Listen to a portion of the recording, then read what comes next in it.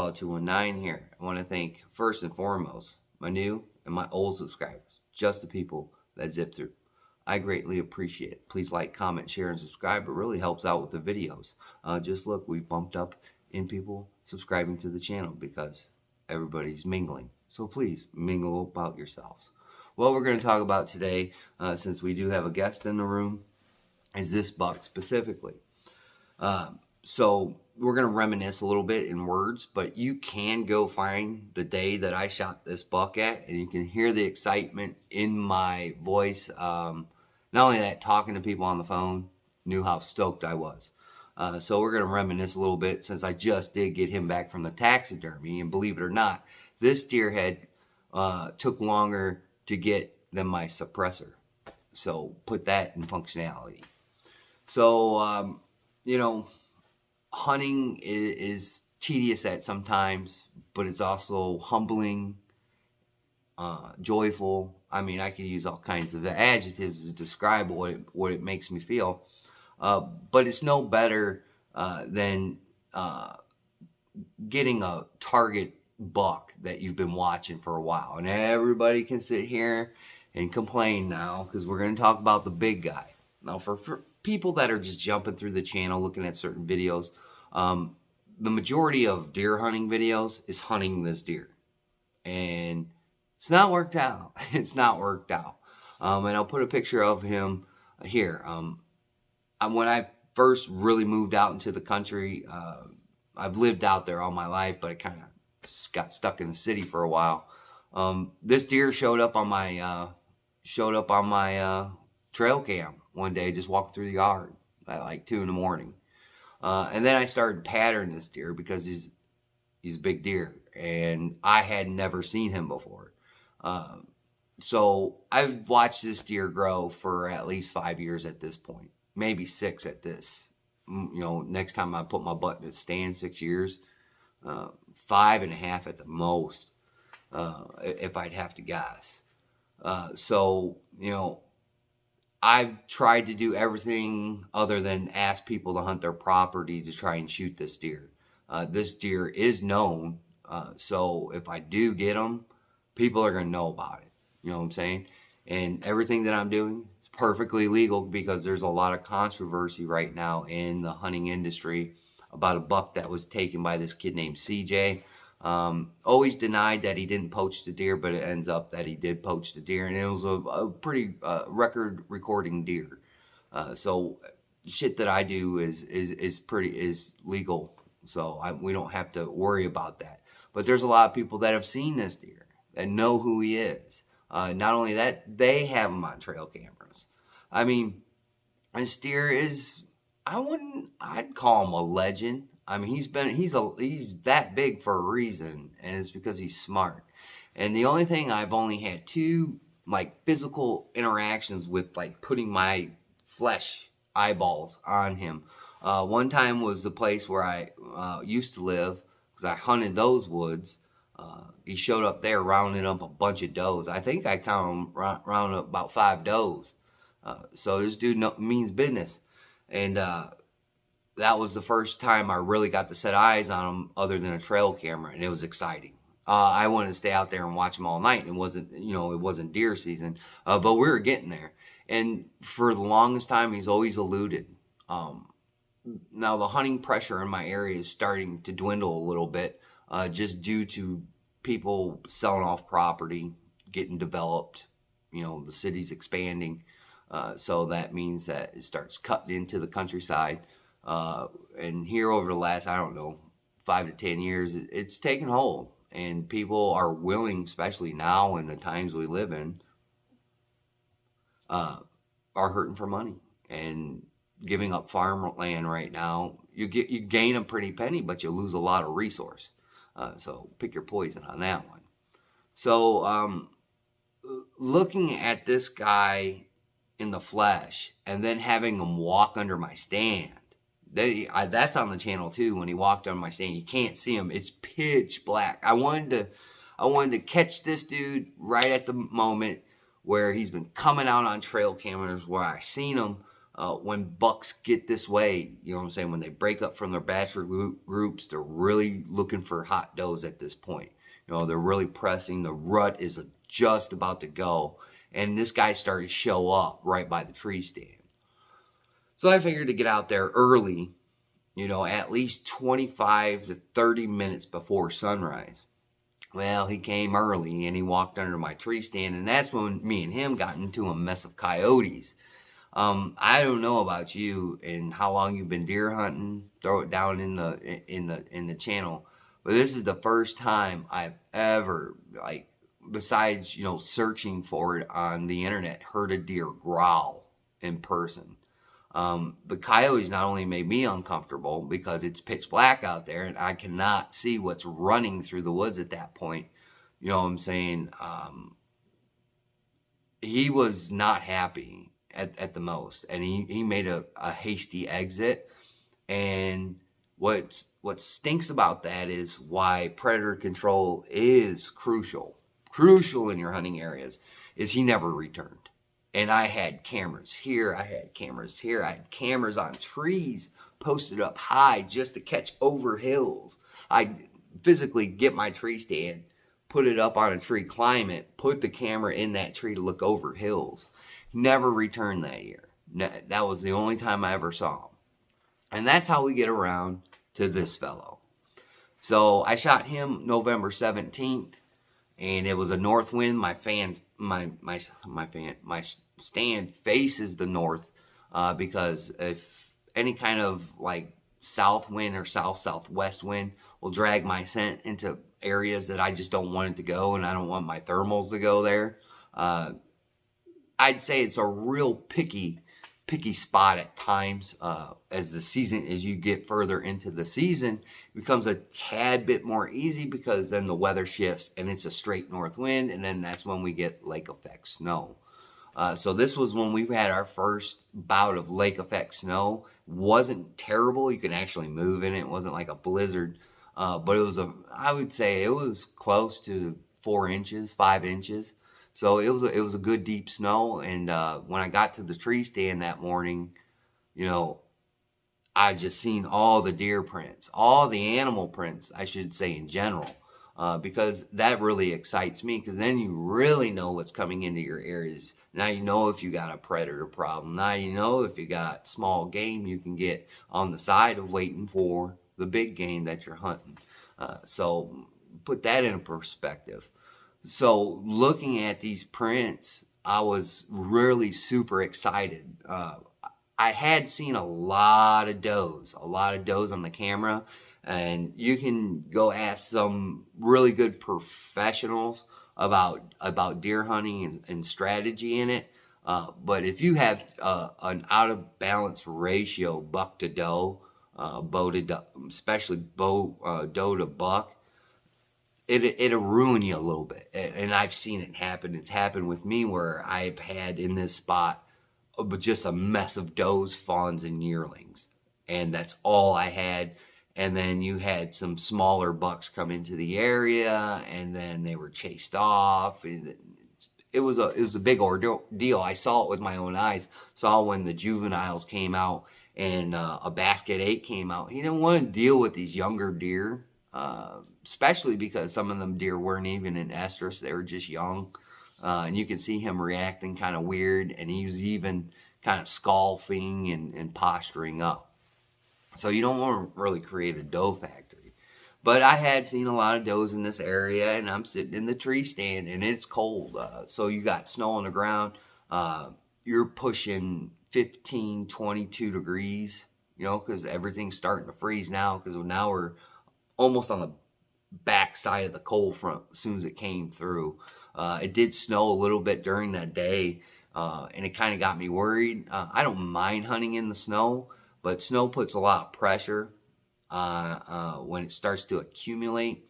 And unfortunately here, especially recently with all the spring and summer storms that we've had, a lot of those trees back there are fragile, and any bit of weight could possibly make a tree go, and you do not want to be by or in a tree that goes. So always keep this kind of safety stuff you know, in the back of your mind, put your harness on, things like that. I mean, there's really nothing you can do if the tree falls over, but at least you can maybe survive a fall. Number one leading cause of injury, hunting, tree stand accidents. Some people on the other side would say it was the gun, but it's not. It was tree falling on trees. But I sat in there and I got kind of concerned. You know, the wind kind of shifted on me, so you're doing like a northwest wind at this point, and I'm like, you know, the big guy, when I have seen him, has come over this hill. He's come over this hill and he's kind of worked his way to the edge line. If you don't know, bucks will work an edge line, and they'll start leaving rub scrapes in their sign across that way. They don't like to go out in the open spaces if you ain't noticed that, but they like to stay back in the cut, watch the other deer, make sure the other deer, you know, everything's cool, you know, push those guys out there and see what happens. And if there's something going on, just run away. But, you know, he was always like that. He was always skirting cutting edge lines and, you know, traveling through the piece of property that I hunt, but not often, and especially when he was getting spooked by all these other different predators. Really became, I wouldn't say nocturnal, but he never showed up on the cameras at that time again. And sometimes it was back on his usual schedule that I would then go out there and hunt that schedule, and then he'd switch it up. It was an ordeal. So I'm sitting out there and I can hear some rustling off the right side. You can see it when if you go look at the video where Big Ben comes through just this past year. I heard some rustling back over there because there's some gully back in there, like 2 or 3 gullies, and you can't see into them where I'm at. I mean, you'd have to put your stand another 20 feet to see down into these gullies, and I ain't down with that. So I heard some rustling coming around, and it sounded like chasing. So I'm assuming there's a buck chasing does. So I'm starting to get pumped at this point. You know what I'm saying? And boom, I put the camera down and I pick up my bow, and I'm now tilted to the right, waiting to see what comes over that hill. And I've got a large span to eye from left to right, because they could come out anywhere off of this hill. That's how big the hill is. And once they get on that hill, and you either don't have scent control or you're silhouetting pretty bad, especially when it's snowing, it's real light out and you're wearing dark colors. You know, deer are funky like that. Again, I'm not a scientist and I don't play one on TV, but I look at what the scientists say and then spout it off as fact. That's how that goes. So I'm really panning and scanning because it's getting closer and closer and closer. And all of a sudden this doe crests the hill and she is full flying right past the tree stand. I mean, it was like, I was like, oh, and she kind of curled back, and then she tailed back and was looking over the hill. And that's when it clicked. Like, she's toying with a buck. So we're going to see what comes over this hill. It's like a surprise. It's like birthday gifts or Christmas. You know, I'm waiting. And, you know, I got my bow ready. I'm just waiting which way he's going to come out. And he comes out the same way she does. And the things that crest the hill is this part here. All these longer tines here just start creeping up over the hill, because you could hear him start running towards the hill. But when he got to the hill, and you know, this isn't an old deer, it's not an old deer, but you can see he had caution. He had caution because he can't see her, she's not making any kind of grunt or any kind of noise, but he is, and you can hear him coming as he's getting closer and closer because he's grunting.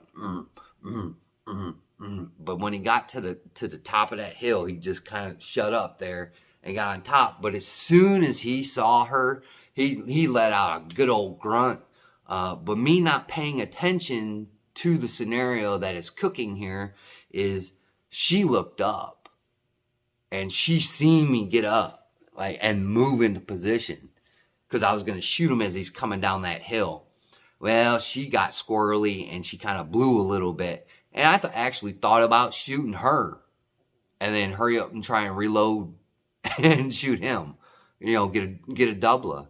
But I mean, I wasn't quite understand what was going on. And then he stepped down off that hill and kind of galloped across where I have the food plot there.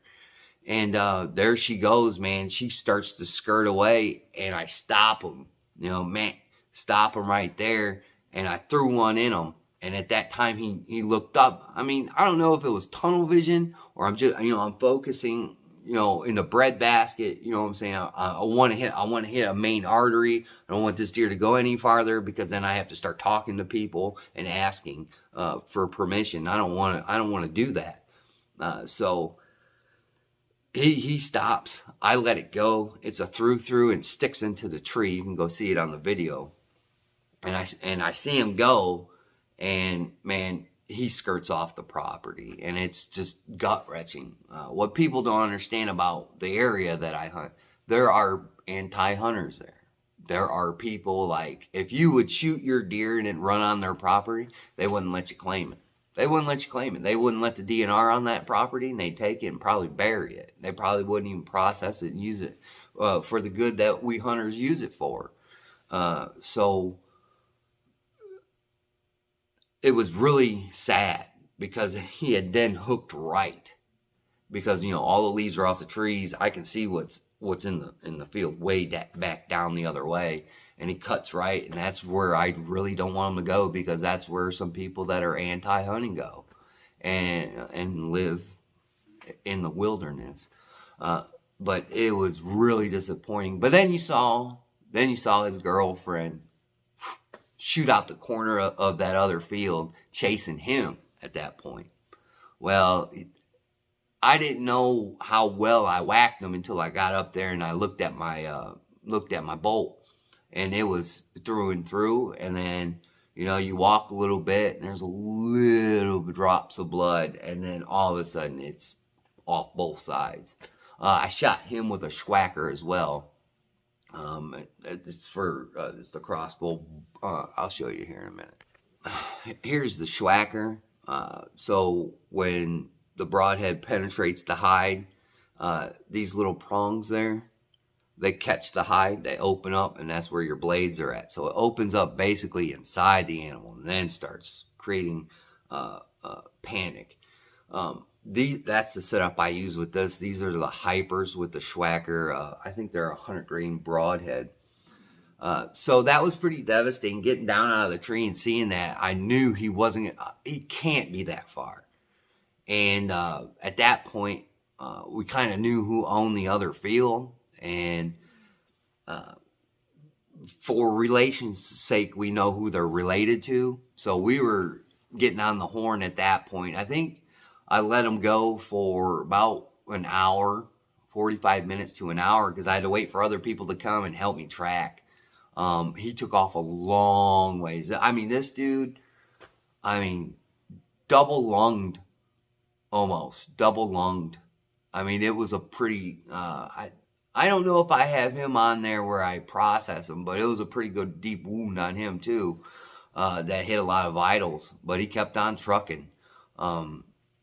So I finally tracked this deer. I had to get in a car and drive down the road, and I found blood on the road, and then I seen where he must have laid, and then a car must have came by and spooked him, and he got up, and you can see the blood trail through these people's yard. And at that point, I'm freaking out. I'm like, if he went into these people's yard hooked right, it's over with. It's a done deal. Like, those people, as soon as they see me on their porch, because they know who I am, they're going to be like, no, you can't come on the property. And, we knocked on the doors that we could. Some people weren't home. Some people were, the deer didn't go on their property, but they didn't know where the owners were. Because I wanted to talk to people. Even went to the point to call the sheriff and the DNR, and they told you. So it wasn't that much help.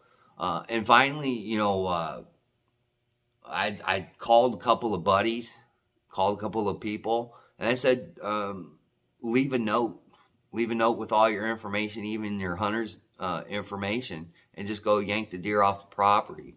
Well, luckily I didn't have to do that, There was a guy that was driving by and seen us in the driveway. That was his cousin's house. I didn't know that, and I even lived on that road. But he had, he pulled over, asked like, "What's going on?" And I said, "Look, man, I shot a deer, 260, 300 yards that way, and it traveled on your cousin's property. I just want to go get my deer." Greatest thing you could ever do is run to a fellow hunter. He said, "Yeah, man, I know my cousin. Just go over there and get it." So we brought him back, and he helped me load it into the truck. And we talked, and he showed pictures of there's some other hunters in the area that shot a deer. And boy, did he look like the big guy. He looked like the big guy. But I wasn't quite sure. It was just one shot. That's all I had. I didn't have a frontal all the way around. I didn't see his body because he had a couple of scars on him. I'd have to find those pictures, but he's got a couple of scars on his hind end. Looks like somebody got him in the rear before. So I knew what that deer would look like if I could see a whole photo of him, especially his antlers. But telling from one side, even looking at this guy, I thought I shot the big guy. This is why this guy's name is not the big guy, because he's not the big guy. He's just not. I think he comes from the same gene pool, because the big guy, if you go look up here, right up in here, all this junk here that's on the base of the antler, that seems to be a telltale sign, because I'll roll a picture in here. The big guy has a bunch of junk that's over in those areas. This guy, I never had him on camera the whole entire year. He's just a dude that went out of his core range and found him a hot doe, and it cost him. I mean, this is why I tell you patience is patience. Like, yeah, deer are smart. There's a reason why these deer's antlers are that big. It's either low predators, low hunting, or they're just darn smart. And that's how I look at it. I mean, you can go through the scientific stuff, but that's just my thought process, is that these deer are smart. They've either been shot at before in some capacity, had human interaction in some capacity, and they avoid it. And that's why I think deer's antlers get that big, genetics, and that they're smart. They start catching on to what goes on year after year after year. And they start, developing keen senses of when not to be there. But this guy, he was still happily enjoyed it in everything he provided. Provided a great story, a really great story, a great time, got the adrenaline going. Some people will say this is just a baby. To me, if you knew the spot I was hunting, man, you'd be surprised. When a deer of this kind of caliber, because right now I can show you 30 pictures of button bucks, forkies, and 4-points all day long. But when late November, early December hit, man, that spot turns into a hot spot, because I have a good doe presence, a good buck to doe ratio.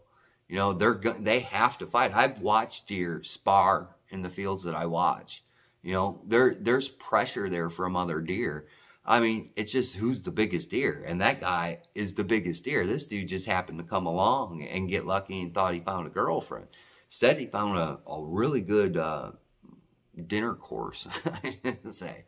But in the end, I mean, shooting him and recovering him was the greatest feeling in the world, because I've shot deer before, and many of hunters have done it where you don't recover an animal. I shot a buck. I call him the big body. What did I call him? The big body 4, big body 6, or something. Really big deer, like just a godly body, but he had just a small antlers. It was just, I don't know if that was a genetic thing or something like that. But I shot him, and I missed him, not by much, and grazed him. And just the next day, he was out there herding doe, and then I passed on him again. I gave him a free pass. Didn't hurt him too bad, just took a little bit of little bit of skin and a little bit of fur with them. But it happens, man. It's just one of those things. So recovering the deer is very crucial. And unfortunately, in that spot, man, if those deer run onto those people's property, they will be offended by you and what you do as a lifestyle. It's just the way, it's just society's always been like that in some capacity, one form or another. It's just intensified at the present time. But that's the story about not the big guy. He just wasn't. I thought he was, especially when he came over that hill. You know, it's all hazy, and you see a really wide deer come over the hill, and you're not getting a good look at him, and all of a sudden, his girlfriend starts figuring out that the jig is up, and he just, I don't know why he looked back. He just did. I shot him broadside. It was a good shot. But he just ran and ran and ran and ran until it just gave out. It's a good feeling when that happens, but it's also a good feeling, especially when you get your deer back, that it has imprinted a memory on you that'll live forever. You know, nobody can take them away from you. You know, or tax it. So I'm really elated that I got the deer head back. And yes, dude, it almost took 2 years, and I got my suppressor in 5.5 months. So yeah, it was a long wait. But it's he's kind of, the reason why he's not in the shot really good is because I have him tilted this way, because the Beanfield buck is getting done and he's going to be that way. So we're going to have him, and then I wish I really would have taxidermed the giant doe that I shot. If you got, I don't know if I filmed that one or not.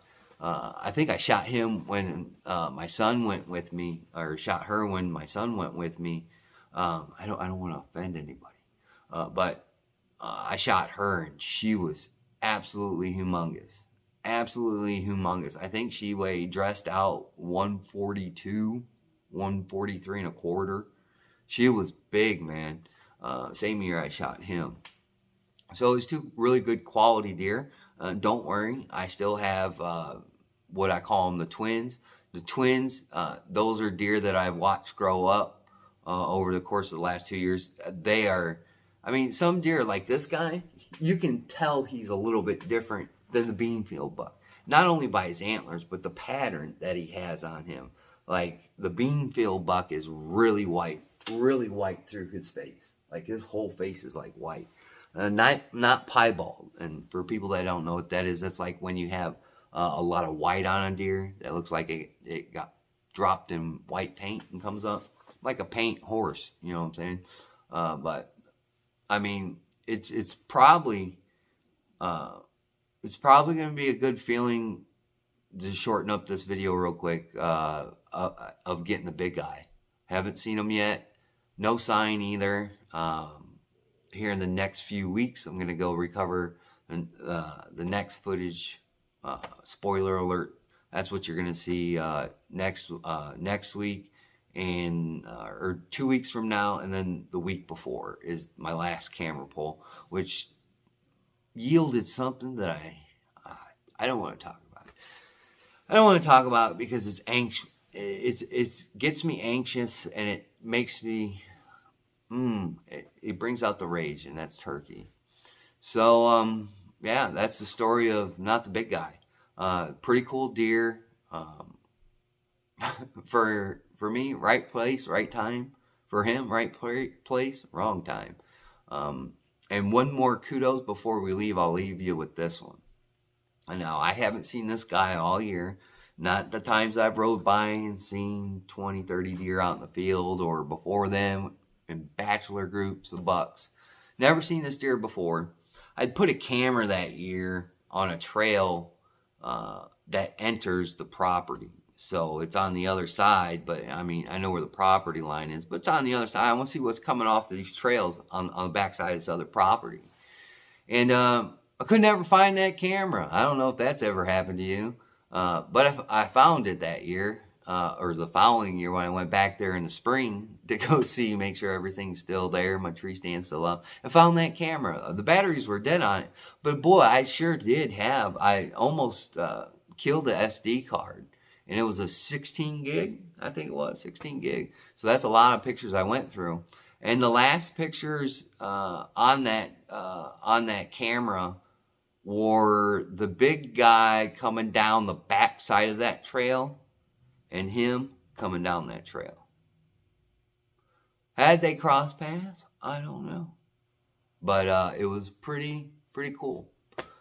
Pretty cool. So, leave you with that tidbit. Again, like always, guys, we'll catch you on the next one.